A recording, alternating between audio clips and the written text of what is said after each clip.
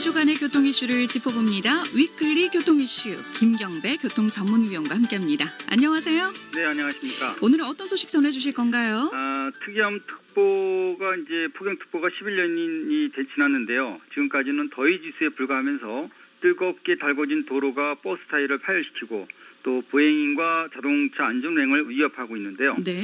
지자체들은 혈중 알코올 농도와 유사 증상을 일으키고 있는 이런 폭염과 또 불쾌지수를 줄이기 위해서 노면 설수에 또 얼음 비치 그리고 냉각장치 가동에 나섰다는 소식을 준비했습니다. 네. 이 폭염이라는 기상 이변은요 재앙에 가까운데도 더위는 온도 지수로만 표현되고 있잖아요. 네. 그래서인지 온열 환자 속출 현상 해외에서도 마찬가지인가요? 그렇습니다. 가끔씩 우리가 이제 외신에 보면은 굉장히 큰 네. 사고를 당하고 있는 것도 선진국인데요. 근데 일각에서는 기상청의 그 폭염특보는 11년째 더위지수 한계를 초월하지 못한다는 비난도 하고 있지만요. 네. 지난달 프랑스가 최고 45.9도를 기록하자 세계 최고 예보 기술을 자랑하던 유럽도 갑작스러운 폭염에 당황하기는 마찬가지라는 얘기가 있습니다. 그렇죠. 언제 누가 폭염에 가장 위험한지를 정확하게 경고만 할 수 있다면 온열 질환의 사상자를 줄일 수 있다고 생각되기 때문인데요. 그래서 이제 기상 선진국들도 자국 환경에 적합한 폭염 특보 체계 개발 경쟁에 힘을 쏟고 있고 최적의 특보를 개발한다면 지난 8월 1일과 2일에 발생됐던 9명의 온열 질환 사망과 쉬운 3명의 중환자실 행을 막을 수 있는 유일한 이런 해결책이 아닌가 싶습니다. 네, 이 기습 폭염은요 많은 분석 경험도 있고요. 슈퍼컴퓨터가 자료를 취합해도 아무래도 정확성이 떨어지다 보니까 피해가 늘고 있는데 대책이 없을까요?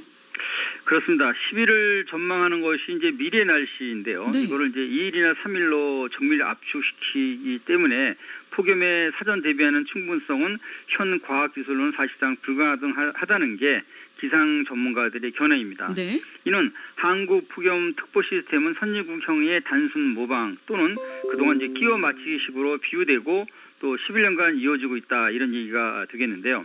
게다가 2008년부터 낮 최고 기온 33도 이상이 2일 이상 예상될 때 발효되고 있는 폭염 주의보와 또 35도 이상 예상 때의 폭염 경보를 발령하는 이런 2단계 체제의 폭염 특보도 한 대학 연구팀의 연구조사 보고서에 의한 것이라는 얘기가 있습니다. 그래서 네. 최저 기온이 25도 이상과 평소나 일 최고 기온이 월등히 높을 때로 이렇게 개선돼 나가고 있다고 합니다. 그렇군요. 이 최저와 최고 기온에 한정된 예보는 습도가 빠진 상태라서 열대 네. 현상에 의한 불쾌지수라든지 이로 인한 안전 위협은 배제가 된 거다. 이런 말씀인가요? 네, 전국 지자체들이 도로 열기를 식히기 위해서 살수차로 물을 뿌리고 있지만요.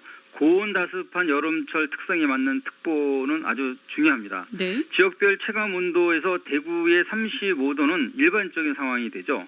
그런데 이제 만일에 강원도 지역에서 이런 심각한 상황이 된다면 아마 온열 질환자 다수가 발생될 수 있다는 이런 상대적인 조건으로 우선 꼽아야 될 것입니다. 네. 그래서 환경부도요.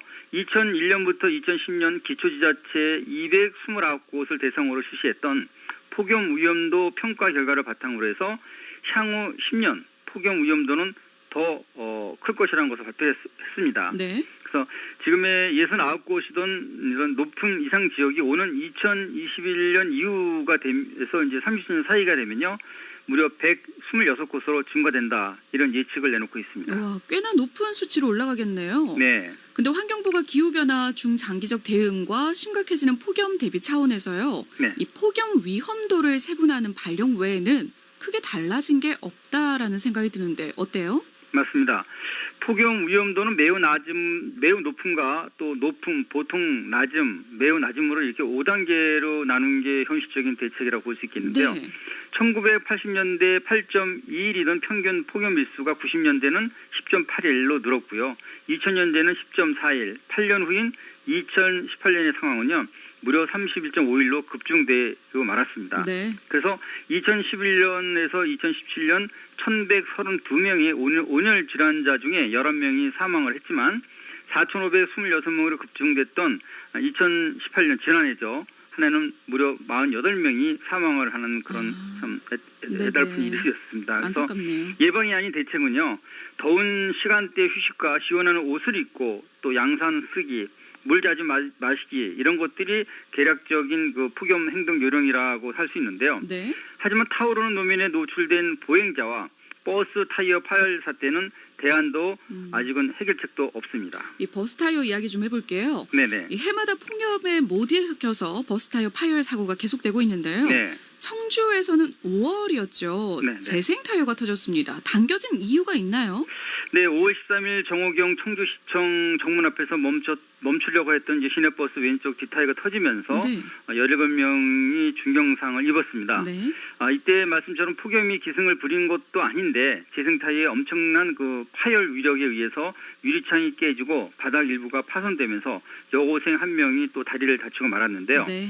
2014년에도 시내버스 420대 중 재생 타이어를 뒷타이어에 사용하지 않은 버스는 고작 그 3대뿐이라고 했습니다. 그리고 2010년 이후 모두 6차례나 이런 파열 사고를 일으킨 것이 바로 청주인데요. 네.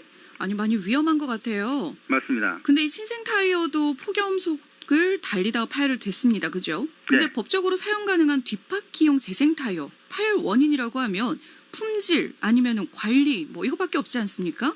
맞습니다.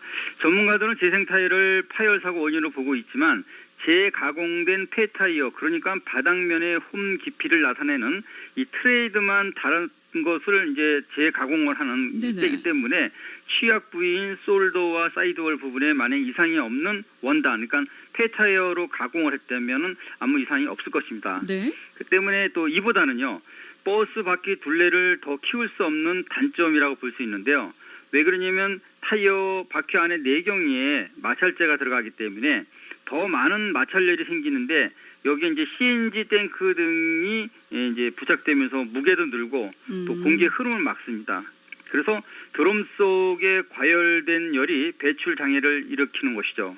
그러니까 즉 공기의 흐름을 약화시키는 문제를 먼저 짚어봐야 하지 않을까 이런 생각이 들고요. 네. 왜 그러냐면 이미 신생 타이어가 못 견딜 만큼의 열기가 림과 타이어 결합 부인 비드에 전달돼서 파열됐던 사고가 있었기 때문입니다. 따라서 그 폐타이어는요 재생 때마다 휘스를 표시하는 이런 규제와 또 철저한 사용 관리가 가장 중요하다고 보여집니다. 그렇군요. 저희가 도로살수 냉방장치 이야기는 다음 시간에 나눠보도록 하겠습니다. 네네. 오늘 말씀 잘 들었습니다. 네, 감사합니다. 지금까지 김경배 교통전문위원과 함께했습니다.